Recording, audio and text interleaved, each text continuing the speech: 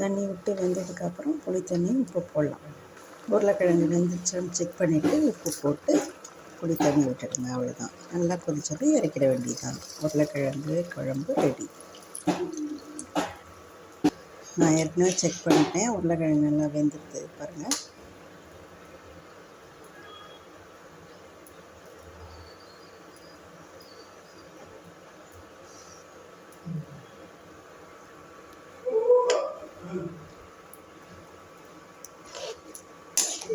நல்லா கொதிச்சிருச்சு.